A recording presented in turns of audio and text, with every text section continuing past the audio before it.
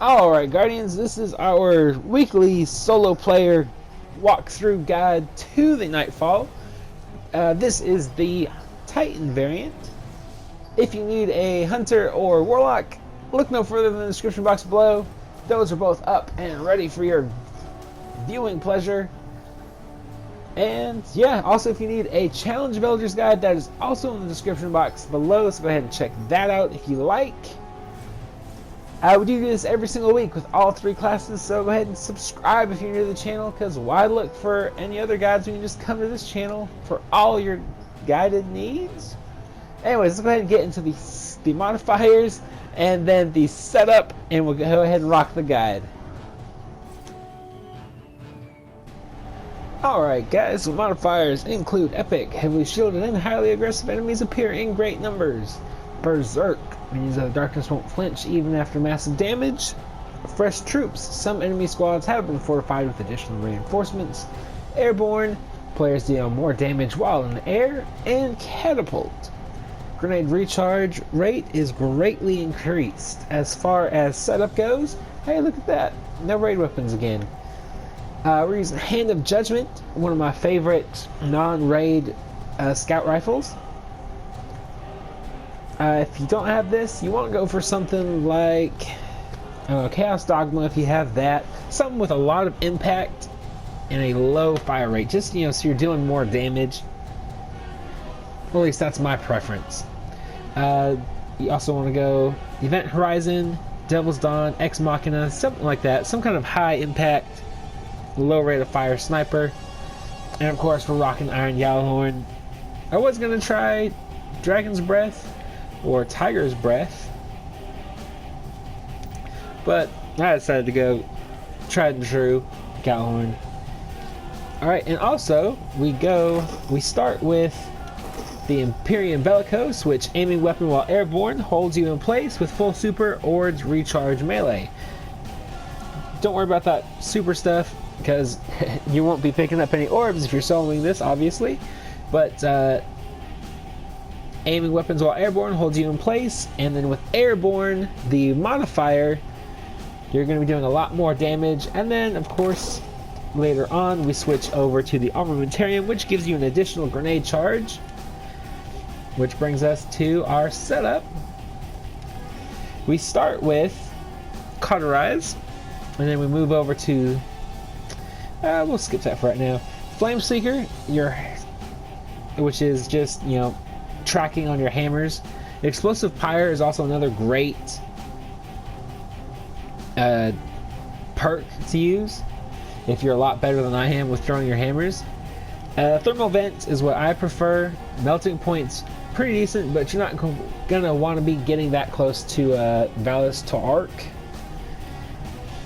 And then Stroke the Forge reduces Sunstrike cooldown and kill blow with instantly charges. I'd probably go between these two, to be honest. I like Forge Master, throw more hammers. Hammers cause bigger explosions. So always. Oh yeah, I'd definitely go with this one. And then we start with Thermite Grenade. But when we get to Valus Arc, the boss, switch over to Simmering Flames. When super energy is full, grenade and melee abilities recharge twice as fast. And we'll still use Thermite Grenade until we get into the last third of health, and then we switch over to Fusion Grenades, and you'll see why when we get there. But with this and Thermite Grenades, holy cow, do your grenades, you almost get them instantaneously. It's incredible. So if you're not having too hard of a time staying alive, definitely switch that over to Simmering Flames for the final boss fight. You will love it. Trust me. But anyways, let's go ahead and get into this guide. Cool, so this time around we got the Cabal version of this section, and it is so much easier than the Taken version. There are going to be two Colossi. One right here coming down the ramp just behind that phalanx. As you can see, he's shooting his rockets at me now. There's going to be, I believe he's a major centurion in the middle section. You can kind of see him there in the background. And there's also going to be one regular major around that same area, so just be careful of them. And then, of course, there's going to be scions running all over the place like a bunch of ants.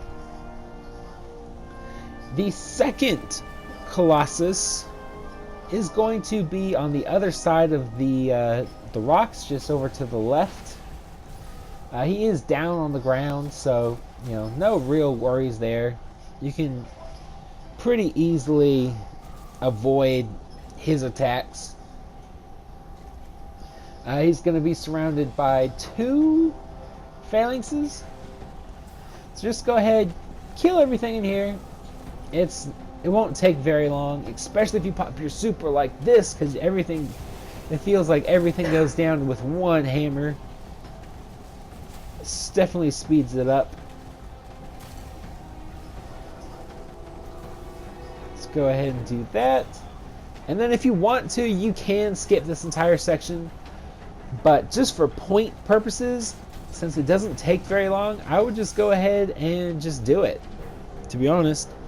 You can skip ahead though. You can't just run straight through this. There's no enemy you have to kill to unlock the door, unlike the Taken version. So that's always nice. But for point purposes, just in case you're going a little slow and you don't think you'll get the time bonus, these extra points might just help you out. So leave it up to you, but let's go ahead and switch over to the next section.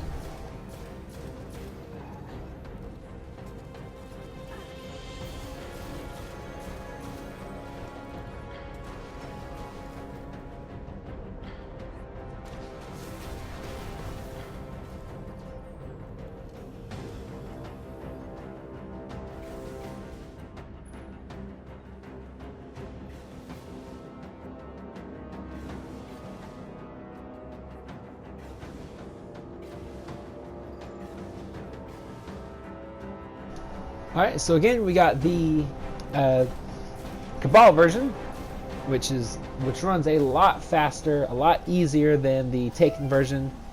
Go ahead and Galahorn that Colossus. He'll go down, I think, 2 rockets if you're in the air and you're 400 light. 2 rockets, I think that was. If it was 3, I can't count. But anyways, there's going to be 2 or 3 major phalanxes over on the left hand side. You can see one running up the dune. Just go ahead and Galahorn them if you got your rockets. Of course, there's the Colossus in the middle section, and then the Centurion in the far back left hand side, as well as of course the guard and the brain of Master Chief over there, which, if you don't know, that's actually a Bungie Easter egg. In case you really don't know, Bungie also did Halo, but I'm sure you know that. If not, now you do. But anyways, go ahead and kill the Colossus. He's a major this time around. And then go ahead and work your way up towards the guard.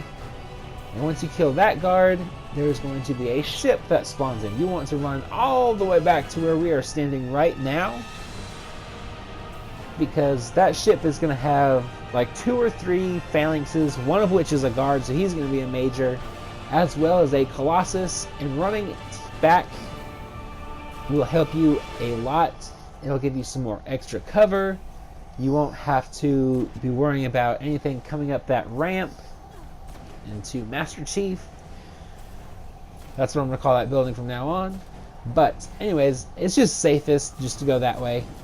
And then the third one is going to come out of the tunnel to the left on this platform. You can kind of see it there. If you're not fast enough killing the second wave, it will come regardless. So just do that second wave as quick as possible. Just throw a bunch of grenades. That will help out a lot, especially since they continuously spawn or recharge. And then yeah, the third one is just going to be pretty much the same as the second, minus the Colossus. So there's going to be a couple extra, I think there's a couple Scions in there, as well as some Phalanxes. But overall, it should be pretty decently easy, especially with Galhorn or popping your super. That will also speed things up quite a bit. So I'm going to go ahead and actually speed this up because I use an Interceptor. I don't know why. I've never used these things because they're not good at all. But if you want to try them out, go for it. Why not?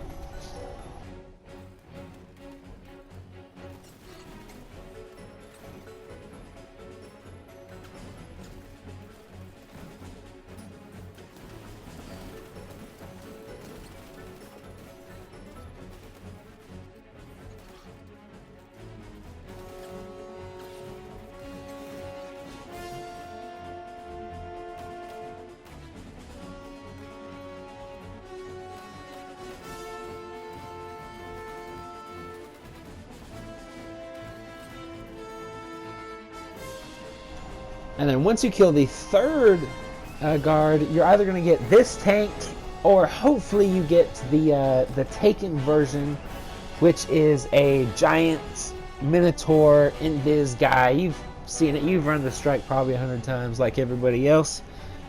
But if you get that guy, just go ahead and jump up, Galhorn him. Maybe switch over to fusion nades now, and just pelt him with fusion grenades.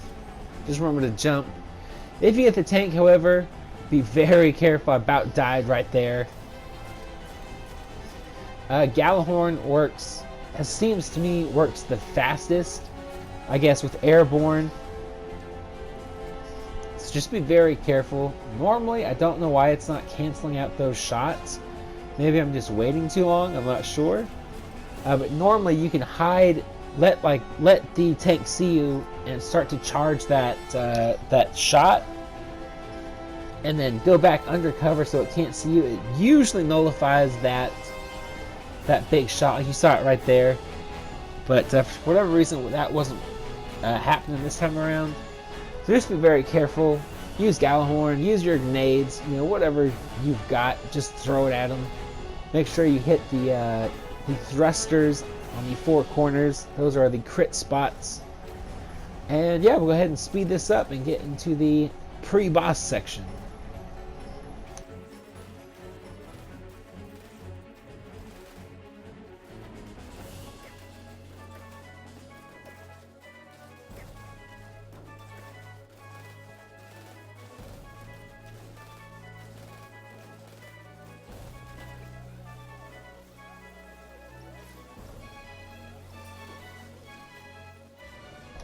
Alright, so this section is usually pretty easy, no matter which version you get.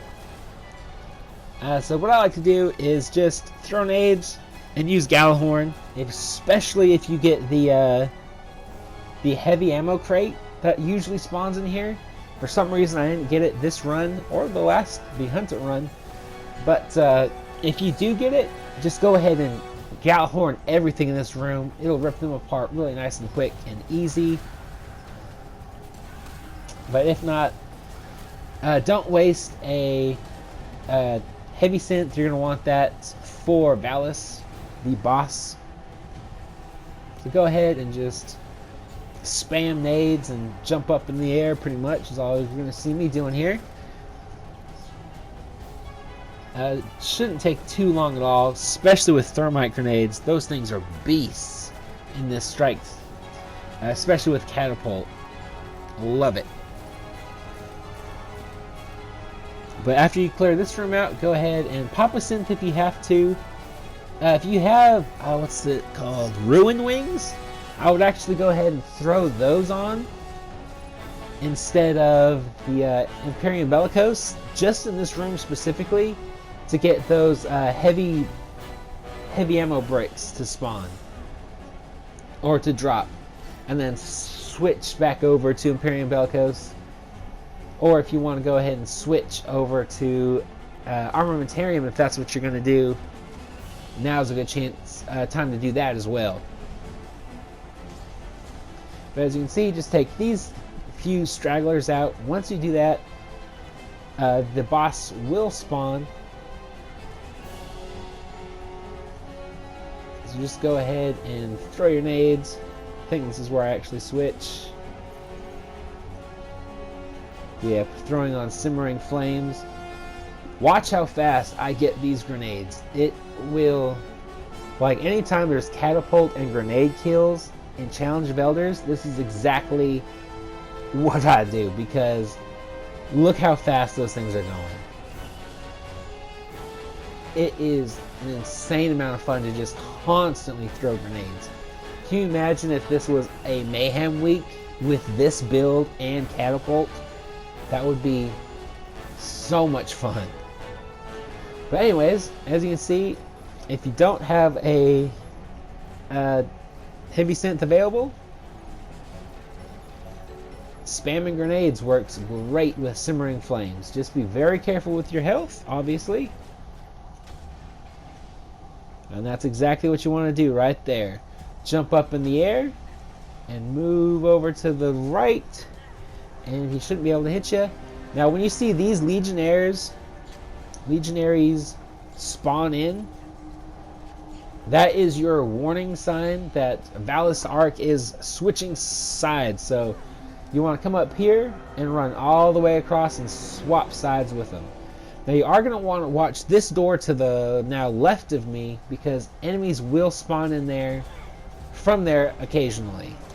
But if you're using thermite grenades, just throw one or two there and it will take out that wave, and you won't really have to worry about them hardly at all. Just be very careful with your health if you're using Simmering Flames, because without Cauterize, your health is obviously not going to recharge with kills. So just be careful, keep that in mind.